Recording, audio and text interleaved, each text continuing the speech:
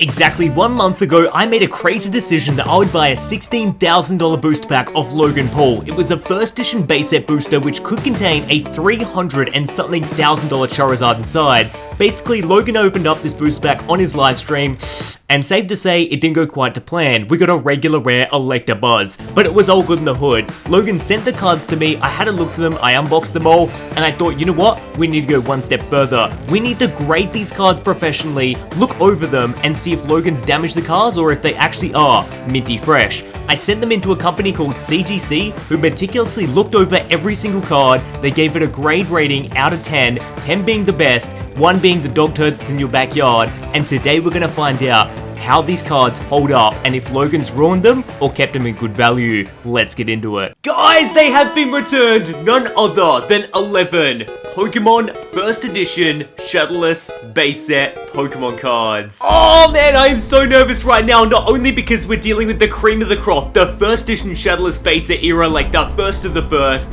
but we are also dealing with the Logan Paul returns. Like this right here, it's like out of my control. I didn't open this booster. All that happened was it got shipped from America to Australia. Then I shipped it back to America to get graded, and now it's back in Australia. And the craziest part is, these are going down as a certain part of Pokemon card history. What's actually really cool about grading cards over at CGC is they allow you to put a pedigree on the back, so they can like certify if it's actually legit, and the pedigree that's on the back of each one of these graded 11 Pokemon cards is the phrase Logan Paul opening, as you can see in that B-roll shot right there. So every single one of those cards forever in time will have that pedigree at the back, so you always know if you're buying a card that was opened on the Logan Paul live stream. Now, I was actually personally allowed to verify that, you know, these cards came from me who bought the pack, who was from Logan, and yeah, it's really exciting because I've got 11 pieces of history that we are gonna reveal the grades on today. Now, before I absolutely poo my pants and have a look at everything that like got returned, the 11 cards, I thought we'd have a look at the game film and would watch Logan open up my booster and would actually keep an eye out to see if we can see him damaging any cards and we can kind of predict the grade. So let's have a quick review of Logan opening my booster that we're about to look at the cards. Alright, so here we go. So Logan right now is opening up the booster pack, and the very first problem that we encountered, right, when we got the booster wrapper returned, we actually discovered that, I don't know how, but when Logan opened it up, he's taken a chunk out the bottom of the wrapper, because this set is like, as I said, the cream of the crop, the very first one ever. As you can see, he's ripped the bottom part of the booster right there. So these pack artworks can sell for $300-ish, but he did rip the front of it a little bit. It wasn't too bad. Anyway, back to these cards right now. So the very first one we got right here, it's a Shadowless First Edition Dugong. Looks okay. A lot of people say that he wasn't wearing gloves, but to be honest, gloves ruin the experience, and you never know how much pressure you're putting on the card, so I'd much rather him do what he's doing right here. And it seems not too bad. He's grabbing the top left-hand corner and pulling the card off right now. A little bit of a bend on the potion, but I think it's safe. I can't see any, like, you know, he's not slamming it on the table at the end. He's not really bending it too bad. He is just pulling it straight from the corner. And the best part is, I think the silver lining, he's not actually touching the entire card as well. It's just pulling from the top. So if there's going to be any problems, it looks like it might be some edge wear on the top of the card when he's grabbing it, but that's being really brutal, and that's being like, I would probably open the cards roughly the same way. We don't know how much pressure Logan's applying to the cards, but to be honest, I know these are getting pulled off the top. It looks pretty light, and they're getting put down on like it's like a silicone mat they had to the side. Oh, Abra as well. I'm praying that we get good grades on these Pokemon, and especially, oh, see, okay, that worries me. What he did there on the Electabuzz is he put his thumb in the middle and dragged it down. I think it should be alright, so we'll stop the recording right here. I think that should be okay because, I don't know, it's like a surface bit of damage that could have occurred, but he put the middle part of his thumb, which doesn't have any, like, spiky parts, so I think it's still okay. I reckon, from what we saw there, that doesn't scream anything that's going to get below a 8.5. Alright, little Charizard, it's all riding on you. What do you think? Are we gonna get a pristine 10, a perfect condition Electabuzz? That's my goal, because it's the rarest card. Arcanine's the second rarest card, but we'll find out. So I think we'll pull it off, and I'll just reveal it. So the very first one, everyone ready? What is it? What do you think it's gonna be? We'll do it this way. Oh, not even too bad. The very first card is a first edition Shadowless Diglett right here. It got a 9.5. The centering and the edges were the only thing that didn't get a 10. Oh, wow. The edges got a 9.5, and I reckon it's because of the corner right here. It is like the smallest nick, but CGC, I totally trust them. They're really brutal with like making sure everything is perfect. 9.5 on the very first card. These are all brilliant because, as I said before, every single card in this set is worth hundreds of dollars. Even the energies go for upwards of like $300-400 bucks. So let's do the next one. Oh, that's literally what we're talking about. Gem Mint, 9.5 Psychic type energy right here. So the centering was a 9.5, which was the same on the Diglett, and then the corners were a 9. And again, it's that whiting in the corner. I don't know if this corner right here is damaged by a person or if it's damaged by the actual booster, but it is a bit of whitening on the corner. That's okay though. I'm gonna take a 9.5 once again. I love that we get the subgrade so we can find out what's wrong with it. Third card. Oh, it's the Dugong, and it got a 9.5. Edges got a 10 out of 10, but everything else was a 9.5. Oh my goodness, we are so close to getting a 10, guys. I mean, this is fantastic news because you're talking about a set that's, what, like 20 years old now, and you're getting returns of 9.5s. 0.5s off a 10, and it's still a Gem Mint rating as well. So these are all Gem Mint cards. They all have the pedigree of Logan Paul in the back as well. Oh no! Oh, that's okay. That's alright. We've got a mint condition, 9 out of 10. First edition water type. What went wrong there? The corners and edges seem to have a bit of damage apparently. 9 out of 10. And I mean, like, 9 out of 10 isn't really like damage, but it's like, it's not 10. Oh, I don't know. I can see a nick right there. That would, like, honestly, that would have to be it. I don't know. I see like maybe two whitenings on the side, but that's about it. The only thing that I can't see with my eyes is the surface, but the surface got a 10 there. Weird. Alright, 9 out of 10, that's okay. Hopefully we don't go below that. Oh, yes! No way! Oh, that's good, that's good! 9.5, Gem Mint rating on the Electabuzz! Oh! Surface got a 10, so this is great news, because you know what? Logan Paul, that was what I was concerned about. Him pushing down, the Electabuzz. So the centering's what let this one down. 9 out of 10. Wow, I didn't know. Wow, okay. 9.5. Oh, that's awesome. Because our regular rare first edition Shadowless Electabuzz, 9.5 out of 10. So it's still a Gem Mint, and especially the rare of the set. That's what people want to collect, is the rare.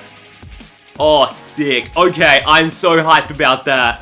That's literally like, I don't know, $1,500, $1,600. That's nuts. Okay, sorry. I could stare at these all day. I feel like this is where my true Pokemon card collector comes out. You ready for the next one? I don't even remember what we're looking at here. Yeah, oh, it's Abra. Okay. Yeah, that's pretty decent. This is so frustrating though. Everything got a 9.5 except for the surface, which got a 10. These are so close to getting a 10 out of 10. Like, holy smokes. Can we just give Logan a congratulations for handling these cards so well? Everything's been a 9 or a 9.5. We've only got one 9. Abra as well, I know, was a really sought after one because everyone wants it for Alakazam. Next one. Nice! Nidoran! First edition Nidoran got a 9.5 as well. This one was even closer to a 10. If the centering or the corners got a 10, it would have been a pristine 10. No way. That's so frustrating. So the centering was a 9.5 and the corners were a 9.5. I wouldn't be able to see like what the error is there. 9.5 still so close to 10. Fourth to last card is a Magnemite and it got a 9. Oh, this is a bit of a rough one. This is a bit of a rough one because the edges were a 9, corners are a 9, and the centering's a 9. Surface got a 10 out of 10, which is always good. Okay, so that's our second 9 right there. And that does worry me because we got 3 left. And as I said, I don't want to go below a 9. If I can get everything above a 9, I'd be so happy because this whole process, which has been so drawn out and long compared to a normal opening, we've done a stellar job at keeping these in good condition. Third to last one. Oh, it's the trainers now, young Timmy. Energy removal, 9.5. The corners let this one down apparently at the 9. Oh wow, I can definitely see that. It's always the same corner. It's that one right there. Oh, that's so weird and frustrating. It's always the same corner that, yeah, I guess was slightly damaged. 9. And then the centering is always off. I don't know if we got one. Yeah, it's so weird. Centering never seems to get a 10 out of 10. Is that a base set first edition thing? Let me know in the comments. Second to last card. Let's go. Oh, oh my gosh. This time it's the edges that got the 10 and everything else got the 9.5 or 9. I'll literally take a 9.5 gem mint condition return though. That's awesome. Holy smokes. Okay. I can't get over this. Everything has got the 9.5 and all is left is one card. I swear if this gets below it, it's gonna just cook my book right now. Oh, CGC, you're gonna brutal. Or if we can get a 10. We haven't got a 10 yet. It would make my day. And I think it's, what is it? Arcanine? So let's do it. Oh, it's 9.5! And we were so close to getting the 10! Edges and corners. The corners cooked it. Oh no! The centering was a 10! We never get 10 on the centering. Wow. Arcanine first edition. That was our closest shot at a CGC 10, and we've just missed it by the smallest of margins. Oh, I like that one though. I think I might like that one more than I do Electabuzz. Maybe because of the fire background or something? That was actually pretty nuts. That was a really, really solid return. Like, I'm happy with all of those grades right now. We'll do, I guess, a highlight shot or a recap at the end, but that was really, really solid. Only 2 9s, and the rest were gem mint 9.5s. You can't be mad at that. You literally, that's the greatest outcome ever. We didn't get a 10, unfortunately, but I feel like the centering is hard to do, just to get that, like, pristine 10 out of 10 condition. But I'm gonna take the gem mint any day of the week. Especially, like, these two are probably the ones I was keen the most to get back.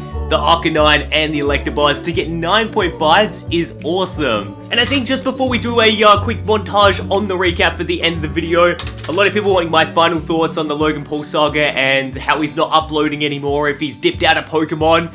I have talked to Logan Paul a little bit since the post, like, Pokemon stuff where he bought the Charizard. You know, he started this Pokemon craze, and he's genuinely still collecting, but not, like, as hardcore. He's still collecting Pokemon cards. He still opens up base set stuff that he bought back when it was really, really cheap.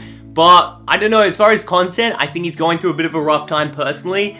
And that's why he's not uploading. It's not because he's dipped out of Pokemon and made heaps of money. I genuinely believe when he does come back, if he does come back, that he will post a reference to Pokemon, or it'll be another video around Pokemon.